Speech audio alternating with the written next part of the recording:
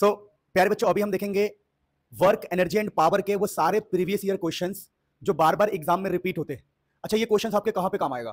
जब कभी एमसीक्यू का क्वेश्चन बनेगा तो इन्हीं से आइडिया लेके बनेगा, या कभी असर्शन रीजन बनेगा, या कभी ऐसे क्वेश्चंस बनते हैं ना, गिव रीजन, रीजन बताओ, रीजन वाले, गिव रीजन वाले क्वेश्चंस सब यहीं से बनेंगे। इवन जो 1 नंबर 2 नंबर के न्यूमेरिकल्स होते हैं, सिमिलर क्वेश्चंस आपको यहाँ पे दिखाई देंगे। यानी आपका ये पूरा चैप्टर रिवाइज करवा देगा बढ़िया से। सो पहले क्वेश्चन की अगर हम बात करें तो हमारे पास पहला क्वेश्चन कुछ ऐसा है, आप पढ़ो। पहला क्वेश्चन एक बार देखो और पढ़ के मुझे बताओ कि आपके दिमाग में क्या इसका आंसर आपको पहले से आ रहा है दिमाग में कि नहीं आ रहा है। थोड़ा सोचना है, देखो बिना सोचे काम नहीं चलेगा। क्वेश्चन लिखा है, अब ये क्वेश्चन बहुत बड़ा आया हुआ है, बहुत बड़ा है। अगर आपको पढ़ के इस क्वेश्चन का आंसर दिमाग में ना आए तो चिंता मत करो, मैं इसको बढ़िया से समझाऊंगा। क्वेश्चन लिखा है प्यारे बच्चों, a body is moving along a circular path. भैया कोई बॉडी है, सर्कल में घूम रहा है। A body is moving along a circular path, how much work is done by the centripetal force. अब देखो ये क्वेश्चन जो है, ये क्वेश्चन आपके हिमाचल में पूछा गया 2005 के कंपार्टमेंट एग्जाम में, फिर 2008 के एग्जाम में पूछा गया, 2006 के एग्जाम में पूछा गया है, और ये क्वेश्चन अभी भी रिसेंटली बहुत सारे एग्जाम्स में आए थे। पर यहां पर हम लिख नहीं सकते। अगर हम लिखेंगे 2005, 8, फिर 6, 2017, 15, 14 तो पूरा लिखते लिखते ही टाइम खराब हो जाएगा। तो मैंने एक आइडिया दिया कि ये क्वेश्चन बहुत बार आ रखा है। क्वेश्चन है कि अगर एक बॉडी सर्कल में घूम रहा है तो सेंट्रीपिटल फोर्स इधर होता है बेटा, दिस सेंट्रीपिटल फोर्स, सुनना ध्यान से। तो ये होता है बेटा सेंट्रीपिटल फोर्स, इधर की तरफ, इधर सेंट्रीपिटल फोर्स होता है। और साथ ही साथ आपको क्या ध्यान रखना है कि अगर इस तरफ है सेंट्रीपिटल फोर्स, इसको एफसी बोलते हैं, तो इस तरफ पता क्या होगा, सोचो, इस तरफ होता है डिस्प्लेसमेंट। बॉडी हमेशा आगे बढ़ रही होती है, आगे, बॉडी हमेशा आगे बढ़ रही होती है। तो इधर फोर्स होता है प्यारे बच्चों, इधर होता है डिस्प्लेसमेंट। तो ये हमारा फोर्स और ये डिस्प्लेसमेंट है। तो क्वेश्चन कह रहा है कि अगर एक बॉडी सर्कुलर पाथ में घूम रहा है, अगर एक बॉडी सर्कुलर पाथ में घूम रहा है, how much work is done, कितना वर्क हुआ है। तो मैं आपको बता दूं बेटा, वर्क का फॉर्मूला ना एफ डॉट एस होता है, या प्यारे बच्चों इसको ऐसे लिखा जाता है, वर्क इज इक्वल टू प्यारे बच्चों F S cos theta. By chance यहां पर हमारा फोर्स इस तरफ है, अगर आपको मैं किसी और कलर से दिखाने का प्रयास करूं प्यारे बच्चों, हमारा फोर्स इस तरफ है प्यारे बच्चों, और हमारा डिस्प्लेसमेंट ऊपर की तरफ है, डिस्प्लेसमेंट ऊपर की तरफ है। तो फोर्स और डिस्प्लेसमेंट में एंगल 90 डिग्री, देखो ऐसा हो रहा है, ऐसे और ऐसे, दोनों में 90 डिग्री है बेटा। तो जैसे यहां पर 90 डिग्री पुट करेंगे, वर्क डन 0 हो जाता है बेटा, 0 जूल। अब इसके पीछे रीजन क्या है, कॉस 90 का मतलब 0 होता है। अब तुम बोलोगे सर क्वेश्चन समझ में आ गया, मजा आ गया। तो मैंने क्या किया, मैंने मेहनत की थोड़ी सी और इन सबका आंसर भी यहां अरेंज कर दिया है, ताकि जब ये पीडीएफ आपको मिले तो आपको पूरा एक्सप्लेनेशन भी दिखाई दे। साफ साफ लिखा है, देखो, when a body moves in a circular, जो सेंट्रीपिटल फोर्स है वो सेंटर की तरफ होता है, टुवर्ड्स द सेंटर होता है, यानी कि सेंट्रीपिटल फोर्स जो है इधर की तरफ होता है, और डिस्प्लेसमेंट टेंजेंट की तरफ होता है, टेंजेंट की तरफ होता है डिस्प्लेसमेंट। तो डिस्प्लेसमेंट इस तरफ होगा, तो दोनों में बनेगा 90 डिग्री। तो हम बोलेंगे force and displacements are perpendicular, 90 degree है, इसलिए वर्क डन हमारा क्या हो जाएगा, 0। तो एक्सप्लेनेशन भी बहुत सीधी और सिंपल लैंग्वेज में आपके लिए रेडी है, तो टेंशन लेने की कोई जरूरत नहीं है। फटाफट नोट करो, फिर हम आगे बढ़ते हैं। और समझ में आ गया तो ऑनलाइन वाले कमेंट करेंगे, तभी हम अगले क्वेश्चन पे बढ़ेंगे। और जिसको पहले से क्वेश्चन आता था फटाफट कमेंट कर दो कि सर मुझे पहले से आता था। सो प्यारे बच्चों, अगला क्वेश्चन हमारे पास है कि डज द वर्क, क्वेश्चन समझना, लिखा है does the work done raising a suitcase. क्या मतलब है, अगर ये धरती है बेटा, ये धरती मेरी मां है, अगर ये धरती है और प्यारे बच्चों यहां पर एक सूटकेस है, तो कह रहा है जब इस सूटकेस को हम उठाते हैं तो does the work done in raising the suitcase depends on how fast it is raised. यानी क्या वर्क डन स्पीड पे डिपेंड करता है, क्या वर्क डन वेलोसिटी पे डिपेंड करता है अगर इसको हम उठा रहे हैं तो? नहीं बेटा, मैं आपको बता दूं, यहां पर वर्क डन का फॉर्मूला होगा mgh। आप लोगों ने मुझसे वर्क एनर्जी में पढ़ा है कि जब किसी चीज को उठाते हैं अगेंस्ट द ग्रेविटी, बेटा नीचे ग्रेविटी लग रहा होता है, और ग्रेविटी के अगेंस्ट अगर उसको उठाओगे तो वर्क डन का फॉर्मूला होता है mgh। तो जो वर्क डन है वो हाइट पे डिपेंड करता है, कितने हाइट पर ले जा रहे हो, इस पे डिपेंड नहीं करता कि आप कितना तेजी से ले जाओ या ना ले जाओ। तो ये आपको याद रखना है बेटा। और ऐसे क्वेश्चंस, अब मैं जानबूझ के आपको ऐसे क्वेश्चंस करवा रहा हूं क्योंकि एग्जामिनर ऐसे क्वेश्चंस में ही आपको फंसाएगा, कभी ये फंसाएगा तो प्यारे बच्चों इसका आंसर क्या आएगा, देखो लिखा है no, work done depends only on the force of gravity. Work done हमेशा फोर्स ऑफ ग्रेविटी पे डिपेंड करता है एंड द हाइट पे डिपेंड करता है। वर्क डन किस पे डिपेंड करता है, याद करो, ये रहा ग्रेविटी बेटा, हमारा ग्रेविटी, फोर्स ऑफ ग्रेविटी पे और हाइट पे डिपेंड करता है प्यारे बच्चों। वर्क डन कभी भी स्पीड पे डिपेंड नहीं करता, तो याद रहेगा, कोई टेंशन नहीं है। फटाफट नोट करो, फिर हम आगे बढ़ते हैं। सो मेरे प्यारे बच्चों, हमारे पास अगला क्वेश्चन है। क्वेश्चन कुछ इस प्रकार से है, समझना, लिखा है अ लाइट बॉडी, लाइट मतलब बेटा हल्का होता है, अ लाइट बॉडी एक हल्का बॉडी, और प्यारे बच्चों एक हैवी बॉडी है, काफी हैवी बॉडी है, यानी एक हल्का बॉडी है और एक heavy body, have the same momentum. इसके पास जो मोमेंटम है, मोमेंटम को हम P बोलते हैं, तो मोमेंटम P है प्यारे बच्चों। Which one will have greater kinetic energy, किसके पास काइनेटिक एनर्जी ज्यादा होगा। तो बेटा ये जो क्वेश्चन है ये क्वेश्चन इस रिलेशन से है। देखो एक रिलेशन होता है बेटा कि काइनेटिक एनर्जी जो होता है ना p²/2m, ये काइनेटिक एनर्जी का एक रिलेशन होता है बेटा, मैंने बहुत बढ़िया से पढ़ाया। तो इस क्वेश्चन में कहा गया कि दोनों का मोमेंटम सेम है।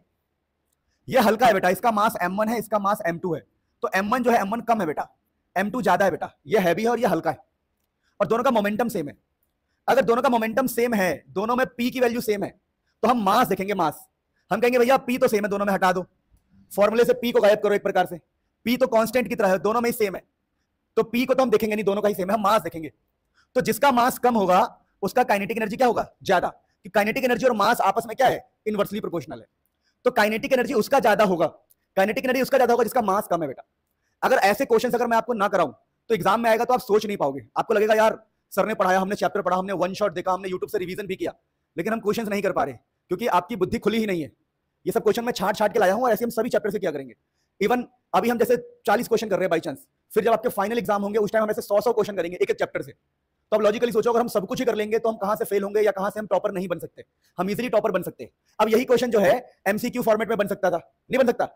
ऑप्शन जाते, 4 ऑप्शन होते, light, heavy, none of this, both, कुछ भी 4 ऑप्शन बन सकता है, और सर्टन रीजन में बन सकता है। तो ये सब डीप कॉम्पिटेंसी बेस्ड क्वेश्चंस होते हैं। अब इसका आंसर देखो प्यारे बच्चों, तो प्यारे बच्चों इसका आंसर कुछ इस रिलेशन से है, kinetic energy is equal to p²/2m। आपको लिखा हुआ दिख रहा होगा, हाँ जी बिल्कुल दिख रहा है, kinetic energy is equal to p²/2m।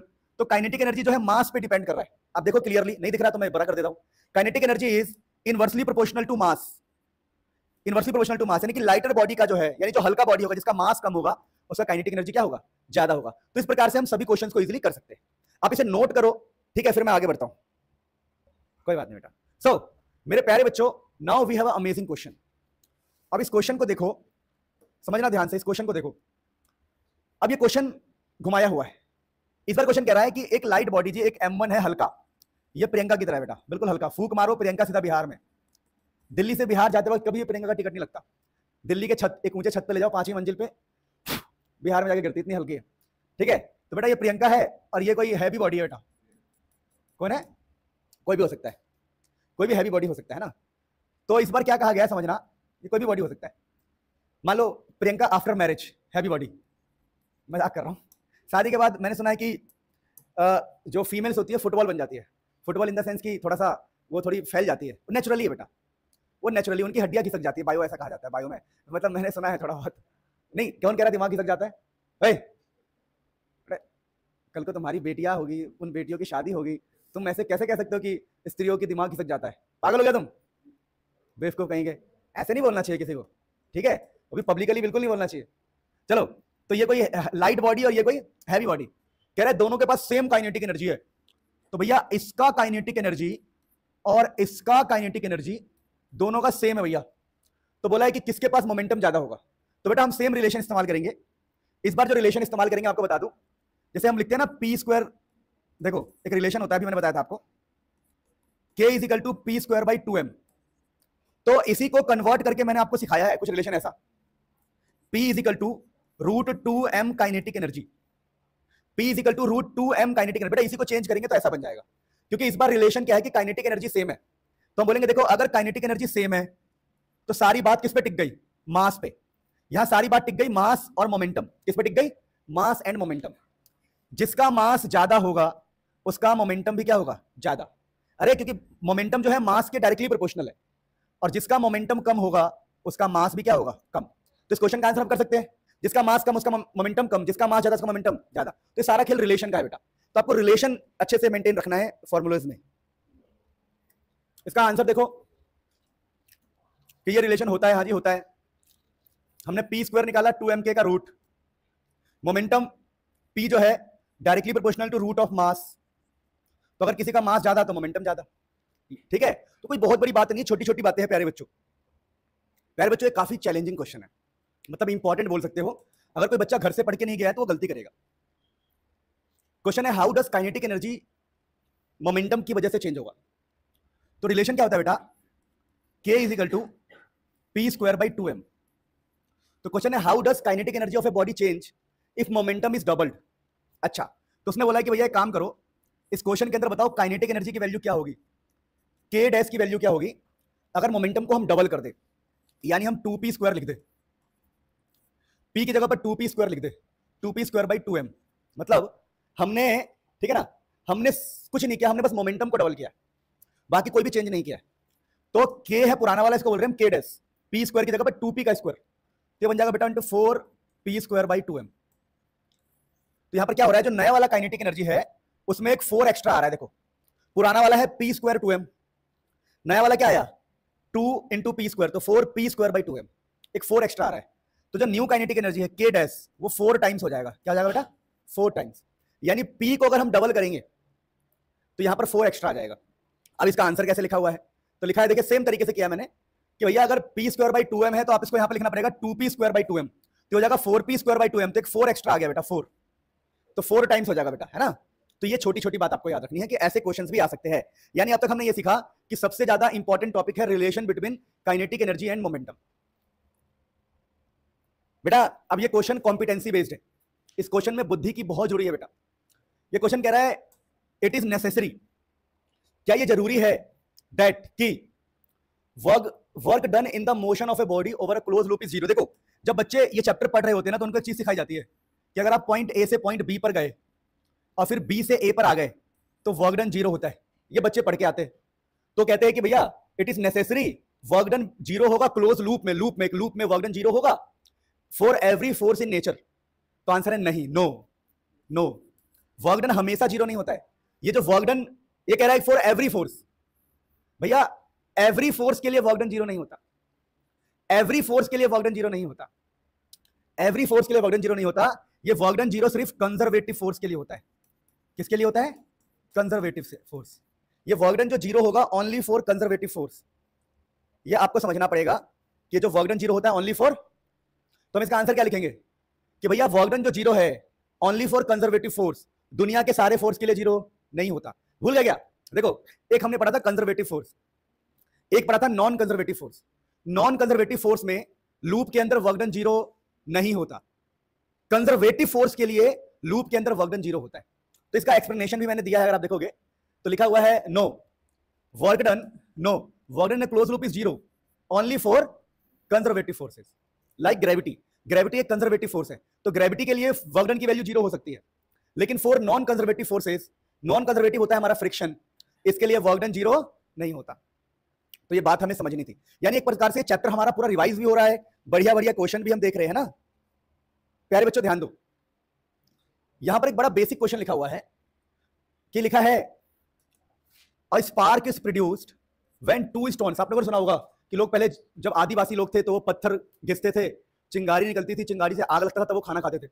एक बार क्या हुआ, एक रियल स्टोरी बता रहा हूं मैं, आप कभी पढ़ना, ये बुक्स में होती है, कि एक बार एक आदिवासी था तो उसको पता था कि ऐसे ऐसे करेंगे आग जलेगा। उसने पूरे दिन कोशिश किया पर आग नहीं जला, तो उसकी पूरी फैमिली भूखे सोई उस दिन। कितनी दुख की बात है। अरे किताब में लिखा हुआ था, किताब में नहीं, छोड़ो, भूखे सोई थी उसकी पूरी फैमिली, उनके लिए मुझे दुख हो रहा है। दोस्तों इसी बात पे एक लाइक और सब्सक्राइब ठोक दिया जाए। मजाक कर रहा हूं, चलो ठीक है। उनके दुख के लिए एक लाइक किया जाए, क्या बात। A spark is produced when two stones are struck against each other. आग लगती है। इसका आंसर तुम्हें आता है पर तुम्हें नहीं आता है। मैं चैलेंज कर रहा हूं, बच्चे बोलेंगे सर उनके बीच में फ्रिक्शन है, फ्रिक्शन से चिंगारी निकलती है। बस गलत आंसर। फ्रिक्शन की वजह से क्या, सिर्फ फ्रिक्शन की वजह से। वो तो कह ही रहा है कि स्ट्रक अगेंस्ट ईच अदर, वो तो कह ही रहा है कि हम फ्रिक्शन कर रहे हैं। इसका मतलब ही होता है कि फ्रिक्शन कर रहे हैं। और तुम यही लिख के आ जाओगे एग्जाम में, पर्यायवाची लिख के आ जाओगे। पर्यायवाची समझते बेटा, उसने लिखा है कि स्ट्रक अगेंस्ट ईच अदर, मतलब एक दूसरे के खिलाफ घिसा जा रहा है, और तुम यही लिख के आ जाओगे यस फ्रिक्शन। और लड़कियां लिख के भी आएगी और टीचर से लड़ेगी भी कि मैम आप गलत हो, हम तो सही है। मैं मजाक कर रहा हूं, लड़कियां हमेशा ही सही है बेटा, ठीक है, सॉरी किसी को बुरा लगे तो। एक्चुअली में देखो इसका आंसर क्या होता है, मैं आपको बता रहा हूं कि जब हम ऐसे ऐसे कर रहे हैं ना तो हम मैकेनिकल एनर्जी, इसको बोलते हैं मैकेनिकल, इसे बोला जाता है मैकेनिकल एनर्जी। तो हम अपनी एनर्जी, जैसे मैंने सेब खाया, संतरे खाया, अनार खाया, खूब खाना पीना खाया, अब मैं थक गया, तो एक्चुअली मैं अपनी एनर्जी से आग पैदा कर रहा हूं। तो इसका बोलते हैं एनर्जी का वो करना, कन्वर्जन हो रहा है। एनर्जी क्या हो रहा है, कन्वर्ट हो रहा है। मैकेनिकल एनर्जी हीट में कन्वर्ट हो रहा है। तो इसका रियल आंसर क्या होना चाहिए कि when we give friction against the stone, against each other, हम फ्रिक्शन देते हैं, mechanical energy is converted to heat, mechanical energy heat में कन्वर्ट हो जाता है। तो इसका ये आंसर होता है, ये आपको समझना है। देखो इसका आंसर ये रहा, when two stone strike the energy of motion is converted into heat. Energy of motion क्या बोल रहा हूं बेटा, energy of motion. Energy of motion मतलब ये मोशन जो है हीट एनर्जी में कन्वर्ट हो जाता है बेटा, ठीक है। तो heat produce glowing particle which appears as a spark. तो होता क्या, जो मोशन वाली हमारी एनर्जी है, मोशन मतलब मैकेनिकल एनर्जी, वो मैकेनिकल एनर्जी हीट एनर्जी में कन्वर्ट होता है। तो ये आंसर लिखना है। बच्चे बोलते हैं कि सर पेपर में तो हमने सब अटेम्प्ट किया था, हमने सही लिखा था, पर हमारा टीचर वैसा है, वो टीचर को गाली देंगे कि उसने जानबूझ के फेल किया। अबे भाई, वो तुझे जानबूझ के क्यों फेल करेगा? जब कोई टीचर के बच्चे फेल होते हैं तो उस टीचर का प्रमोशन रुक जाता है, तुम्हें पता है बात? अगर मैं टीचर हूं और मेरी क्लास के 4 बच्चे फेल हो गए 11th में, तो मुझे टेंशन हो जाएगी कि मेरी क्लास से 4 फेल हुए हैं, मेरे सब्जेक्ट में फेल हुए हैं, मैं अच्छा नहीं पढ़ा पाया, ये इंपैक्ट जाएगा दुनिया के पास। तो टीचर कभी भी जानबूझ के बच्चों को फेल नहीं करना चाहता है। जब तक तुम जाके टीचर से बदतमीजी ना करो, उसको इतना ना अंदर से जलील कर दो कि वो तुम्हारे पीछे पड़ जाए। फिर कई सारे होते हैं, टीचर से जाके बदतमीजी कर ली, गाली दे दी, कॉलर पकड़ लिया, चाटा मार दिया, तब हो सकता है कि टीचर स्ट्रिक्ट चेकिंग करे। अदरवाइज टीचर कभी नहीं चाहता कि आप फेल हो जाओ, याद रखना बेटा। तो वैसे भी टीचर से हमें बना के रखना चाहिए, टीचर्स की रिस्पेक्ट करनी चाहिए, भले ही वो हमारी रिस्पेक्ट ना करे। अरे तुम स्टूडेंट हो, तुम क्या एक्सपेक्टेशन रख रहे हो कि तुम्हारी रिस्पेक्ट करे यार? चलो, अब इस क्वेश्चन के बाद हमारे पास ये क्वेश्चन है प्यारे बच्चों। अब ये क्वेश्चन यार थोड़ा खतरनाक है, इस क्वेश्चन के लिए तो दम चाहिए। क्या चाहिए बेटा? दम। क्वेश्चन लिखा है, a body of mass m moving with speed v collides elastically head on with another body of the mass m at rest.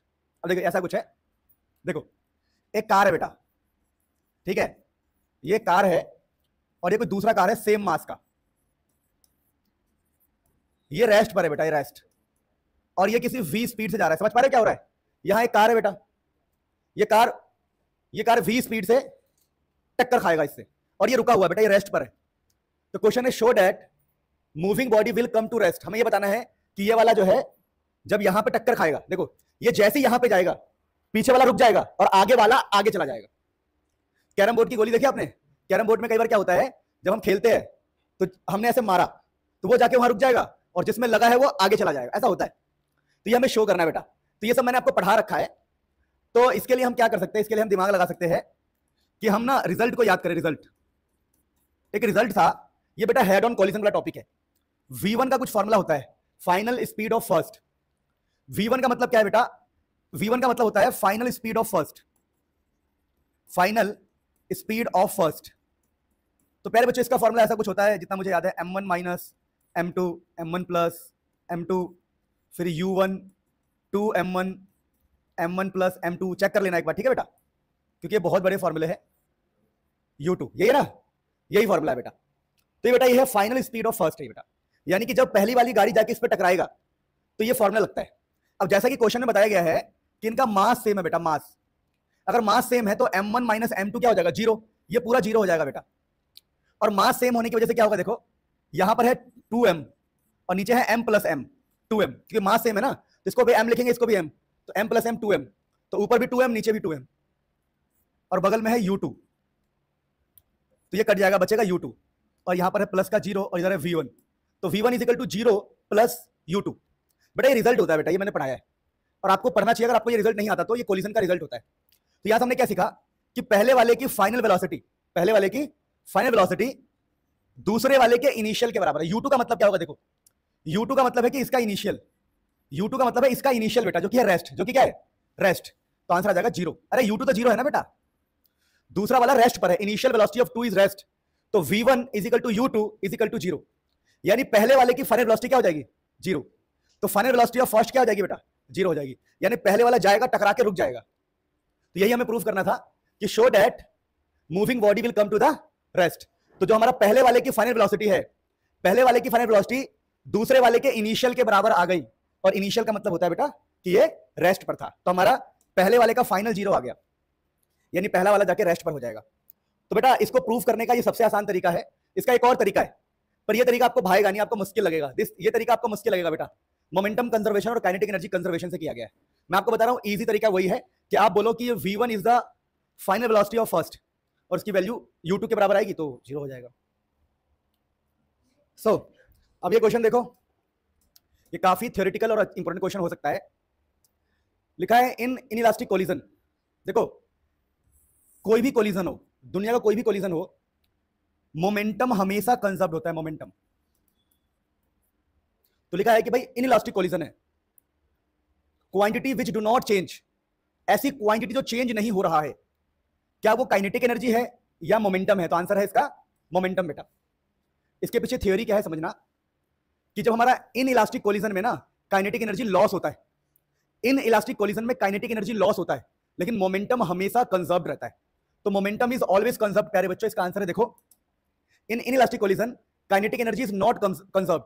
Kinetic energy कभी भी कंजर्व नहीं होता, सम is lost, kinetic energy loss होता है, लेकिन momentum always conserved रहता है, momentum same रहता है बेटा। तो ये आपको समझना पड़ेगा कि ऐसे क्वेश्चंस भी एग्जाम में पूछे जा सकते हैं। अक्सर ये देखा जाता है कि कई बार सिंपल क्वेश्चन भी पूछ लेते हैं जो बच्चे डिफाइन नहीं कर पाते। जैसे मैं लिखित में दे रहा हूं, अगर कोई अभी ऑनलाइन पढ़ रहा है मुझसे, उसको इस क्वेश्चन का आंसर नहीं पता होगा, और पता होगा तो वो होशियार होगा। मैं लिख के दे रहा हूं, what do you mean by work done by a force, नहीं पता, लोग बोलेंगे sir work done force into displacement, force into displacement. बेटा ऐसे आपको नंबर नहीं मिलेंगे, है ना। तो वर्क डन डिफाइन करना भी आना चाहिए। वर्क डन कब कहा जाता है, उसके पीछे देखो पूरा ये लिखना पड़ेगा आपको। When a force is applied on a body, body is displaced in the direction of the force, यानी हमने बॉडी पर फोर्स अप्लाई किया और बॉडी उस डायरेक्शन में डिस्प्लेस हो रहा है, तब हम कहते हैं work is said to be done. तो ये आपको समझना पड़ेगा कि भैया कई बार तो बेसिक चीजें भी हमें डिफाइन करना आना चाहिए। अगर कोई ऐसे लिख के आता कि वर्क फोर्स इनटू डिस्प्लेसमेंट, तो उसको आधे नंबर मिल सकते थे, ऐसी कोई बात नहीं है। लेकिन इसने व्हाट डू यू मीन, ये ऐसे क्वेश्चंस का आंसर आप डिसाइड करते हो। व्हाट डू यू मीन, आप क्या समझते हो, तो आपने बोला मैं ये समझता हूं, ठीक है जी। कोई ऐसे लिखेगा तो टीचर इंप्रेस हो जाएगा, इसके साथ साथ फॉर्मूला भी लिख दे F.S, तो टीचर और इंप्रेस होगा, रिश्ता लेके जाएगा, लो भाई हमारी बेटी है, बड़ी हो गई है, मैं मजाक कर रहा हूं। टीचर इतना खुश हो जाएगा बेटा, कोई टेंशन वाली बात नहीं। नोट करो। चलो प्यारे बच्चों, अगला क्वेश्चन देखते हैं। वी हैव दिस क्वेश्चन, आप एक बार क्वेश्चन को पढ़िए। लिखा हुआ है what is the work done by a person holding 15 kg suitcase. एक सूटकेस है और वो बस स्टॉप पे खड़ा है, ऐसे उसके हाथ थक रहे हैं, वो चूर चूर पसीना पसीना हो जाएगा। सूटकेस हाथ में लेके खड़े हो, भाई पसीना पसीना हो गया, कमर में दर्द, हाथ में दर्द, शरीर का अंग अंग दर्द कर रहा है, लेकिन हम कहेंगे तू निकम्मा है। क्या कहेंगे हम, व्हाट इज वर्क डन। तो वर्क डन यहाँ पर जीरो आता है बेटा। वर्क डन क्या होगा, क्योंकि वर्क डन के लिए फोर्स के साथ साथ डिस्प्लेसमेंट भी होना चाहिए, वो तो खड़ा है ना ऐसे, तो वर्क डन के लिए फोर्स के साथ साथ डिस्प्लेसमेंट भी उतना ही जरूरी है बेटा, तेल लगा के, ठीक है। तो इसका आंसर क्या आएगा बेटा, देखो, since the suitcase is not displaced, suitcase को डिस्प्लेस नहीं किया गया है, तो वर्क डन इज जीरो, इसलिए यहां पर वर्क डन क्या होगा, जीरो होगा। Even if the person feels tired, भले ही आदमी कितना भी थक जाए। तो एक बार क्या हुआ, एक असर्शन रीजन का, सॉरी असर्शन बोल रहा हूं मैं, एक वो होता है ना जो पैराग्राफ वाला क्वेश्चन होता है, केस स्टडी वाला। तो एक बार ऐसा ही क्वेश्चन बनाया गया कि एक आदमी है और उसने सामान वामान पकड़ा हुआ है, ऐसे पूरी स्टोरी बनाई गई और चार एमसीक्यू नीचे थे। तो उसमें लिखा हुआ था क्लियरली कि आदमी बहुत थक गया, तो आदमी ने वर्क कितना किया। अब लोग कह रहे भाई इसमें थका हुआ लिखा हुआ है, थका हुआ तो काम तो किया होगा, बस बच्चे का काम हो गया, फिर बच्चे का ही काम हो गया। मेरी बात समझे। तो ये याद रखना है कि पेपर बेटा इसी को बोलते हैं बेटा, देखो कॉम्पिटेंसी बेस्ड पेपर का मतलब होता है कि आपको अपना दिमाग उसमें लगाना है, that is all the meaning of competency based. Question देखो लिखा है what kind of energy stored in the spring of A watch. एक घड़ी का स्प्रिंग है, अरे स्प्रिंग कहीं का भी हो, स्प्रिंग के अंदर जो एनर्जी होती है उसको बोलते हैं इलास्टिक पोटेंशियल एनर्जी। तो बेटा इसके पास कौन सी एनर्जी होती है, स्प्रिंग के पास पोटेंशियल एनर्जी होती है, स्प्रिंग के पास, याद रखना है। अब अगला क्वेश्चन देखो बेटा हमारे पास, अब यहां से 5 क्वेश्चन मैंने होमवर्क तैयार किया आपके लिए, 5 क्वेश्चन। ये पांचों क्वेश्चन एमसीक्यू में आ रखे बेटा, ऑलरेडी आ चुके बहुत सारे एमसीक्यू में। एक क्वेश्चन है calculate the number of joules in 1 kilowatt hour, ये आपने बचपन में किया है, जब आप 10th क्लास में होते हो तो ये क्वेश्चन बहुत पॉपुलर होता है कि 1 किलोवाट में कितना जूल होगा।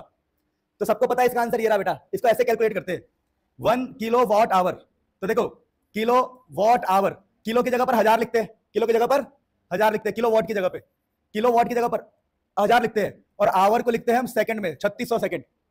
तो आंसर आता है 3.6 10 की पावर 6 जूल। ये बहुत फेमस होता है बेटा, इसको याद कर लेना। पर ये तो मैंने होमवर्क देना था, फिर मैं दिखा क्यों रहा हूं, फिर ये अगला होमवर्क है बेटा, मैं करके आऊं क्या, मैं ही कर देता हूं। लिखा है draw a graph showing the variation of potential energy with respect to his height. चलो होमवर्क है ये होमवर्क है। जो बच्चे मुझे ऑनलाइन देख रहे हैं मुझे ईमेल कर देना या बस लिख देना सर मेरा नाम ये है और इसका ग्राफ मैंने बना लिया है, क्योंकि एग्जाम में आ सकता है। बाकी मैंने हिंट दिया है, देखो आंसर्स के हिंट दिए, the graph is straight line passing through the origin with slope equal to mg। Sir समझ नहीं आया सर ये क्वेश्चन ही समझ नहीं आया। क्वेश्चन कह रहा है draw a graph variation of potential energy with height. कह रहा है किसी बॉडी को हमने ऊपर फेंका है, किसी बॉडी को हमने ऊपर फेंका है, तो इसका पोटेंशियल एनर्जी का ग्राफ बनाना है, पोटेंशियल एनर्जी का ग्राफ बनाना है हाइट के साथ। तो बेटा ग्राफ ऐसा आता है, स्ट्रेट लाइन आता है, स्ट्रेट लाइन। और प्यारे बच्चों इसका जो ये स्लोप होता है, स्लोप मतलब angle, tan theta, tan theta मतलब tan थीटा है ना mg के बराबर होता है बेटा, mg के बराबर। तो ये ग्राफ आपको याद रखना है बेटा, ये तो थ्योरी है, लिखा है the graph is straight line passing through the origin, straight line है जिसमें स्लोप किसके बराबर होगा, mg के बराबर होगा। तो बेटा ये सब चीजें मैं आपको बता रहा हूं, ये 5 क्वेश्चन होमवर्क में, दूसरा क्वेश्चन मैंने आपको करा ही दिया। तो अब तीसरा क्वेश्चन हमारा देखो, मैंने 3 क्वेश्चन रखे थे, अब ये देखो, ये प्लीज आपको करना है, इसका आंसर दिया हुआ है, और जो ऑनलाइन देख रहे हैं प्लीज बताना हमने किया नहीं किया। लिखा है how does kinetic energy of A ball change, अगर इसका रिड्यूस हम कम कर देंगे, सॉरी स्पीड अगर आधा कर देंगे तो काइनेटिक एनर्जी कैसे चेंज होगा। तो ये इसका आंसर यहां दिया हुआ है, पर आप घर से करना खुद, ठीक है। क्या लिखा है, सब कुछ दिया हुआ है, कर लोगे घर से। यार छोड़ो, मैं ही कराऊंगा। नहीं, मैं तो चाहता हूं कि चाहे जो ऑनलाइन पढ़े या ऑफलाइन पढ़े, उन्हें पता होना चाहिए कि भाई कुछ क्वेश्चन तो होमवर्क के लिए देना चाहिए, ठीक है बेटा। ये पीपीटी आपको मिल जाएगी, टेंशन मत लो। फिर ये हमारा सबके आंसर्स दिए हुए मैंने बेटा, ये हमारा क्वेश्चन नंबर 5 बेटा है ना। तो 5 क्वेश्चन होमवर्क और बाकी क्वेश्चन हमने प्रैक्टिस किया, और इस चैप्टर के हमने कॉम्पिटेंसी बेस्ड वाले क्वेश्चन कर लिए। अब प्यारे बच्चों, इस चैप्टर के हम क्वेश्चंस करेंगे वो वाले न्यूमेरिकल्स वाले। वैसे मैंने बहुत सारे न्यूमेरिकल्स अपने लेक्चर्स में कराए हैं, पर हम न्यूमेरिकल्स वाले भी करेंगे। एक बार हम पहले ये कॉम्पिटेंसी बेस्ड खत्म कर ले। तो कल हम लोग जो उठाने वाले हैं, कल जो हम लोग पढ़ेंगे वो पढ़ेंगे केमिकल बॉन्डिंग के इंपॉर्टेंट क्वेश्चन बेटा, ठीक है। केमिकल बॉन्डिंग के इंपॉर्टेंट क्वेश्चन हम कवर करने वाले। सो